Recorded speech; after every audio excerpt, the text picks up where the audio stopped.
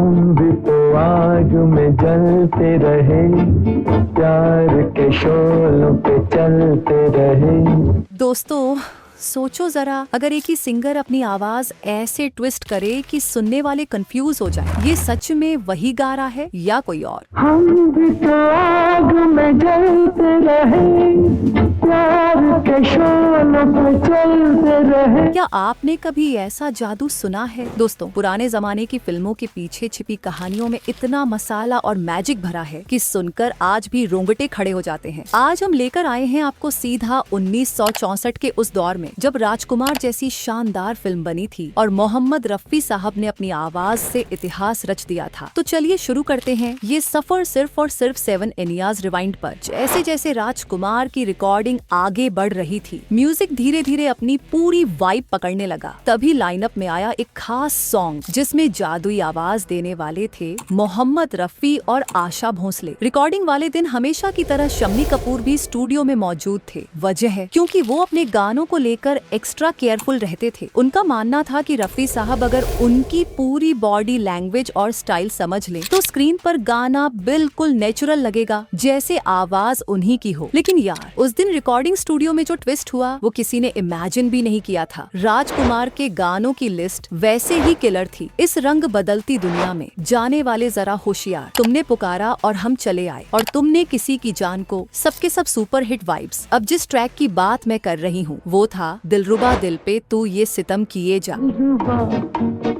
दिल पे तू ये सितम। ये गाना पूरा ट्राइबल एनर्जी मूड में था। रात का सीन, कबीलों का जश्न, और बीच में साधना जी ट्राइबल आउटफिट पहनकर जबरदस्त अंदाज में नाचती हुई। और फिर आती है असली हाईलाइट, मोहम्मद रफी साहब की थंडरिंग एंट्री इस लाइन से, हम भी तो आग में जलते रहे। बस जैसे ही ये आवाज गूंजी, पूरा सीन आग ही आग हो गया। इस ट्रैक में रफी साहब का टोन बिल्कुल अलग ही लेवल पर था। शंकर जयकिशन की जोड़ी ने गाने को इतना खूबसूरती से कंपोज किया था कि हर बीट पर जादू झलकता था। सबसे मजेदार बात ये थी कि उन्होंने इंस्ट्रूमेंट्स में भी ऐसे ऐसे तजुर्बे किए थे जो उस टाइम के हिसाब से एकदम आउट ऑफ द बॉक्स थे। अब ट्विस्ट सुनो, जैसे ही रफी साहब गाने की आखिरी लाइन तक पहुँचे, अचानक उन्होंने अपनी आवाज का रंग ही बदल डाला। हम भी तो आग में जलते रहे, प्यार के शोलों पे चलते रहे।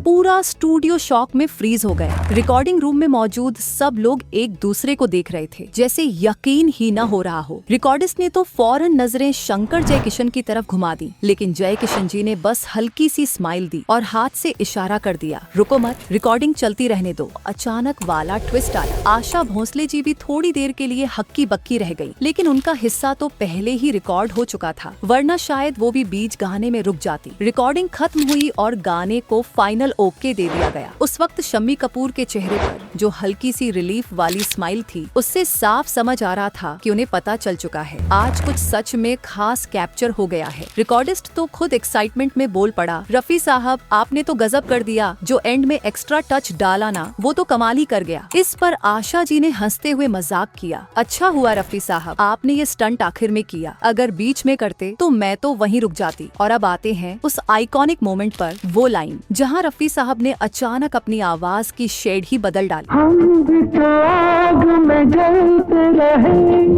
प्यार के शोलों पे चलते रहे। बस उसी पल ने पूरे गाने की डायरेक्शन ही पलट दी, मानो गाना अचानक लेवल अप होकर एक नई कहानी कहने लगा हो। आशा भोसले जी अक्सर कहती थी कि रफी साहब वैसे तो गानों में इम्प्रोवाइजेशन के शौकीन नहीं थे, लेकिन दोस्त राजकुमार का ये ट्रैक तो साफ दिखाता है कि जब भी उन्होंने थोड़ी सी भी इम्प्रोवाइजेशन की, नतीजा सीधा इतिहास बनकर सामने आया। तो दोस्तों ये थी उस गाने के पीछे की वो अनसुनी कहानी जिसने राजकुमार को और भी यादगार बना दिया। सच मानिए, रफी साहब के ऐसे इम्प्रोवाइजेशन ही थे जो म्यूजिक को नए आयाम दे गए। अगर आपको ये किस्सा अच्छा लगा हो तो वीडियो को लाइक, शेयर और सब्सक्राइब करना मत भूलना। मिलते हैं अगली बार एक और शानदार फिल्मी किस्से के साथ, सिर्फ और सिर्फ 7 एनियाज रिवाइंड पर।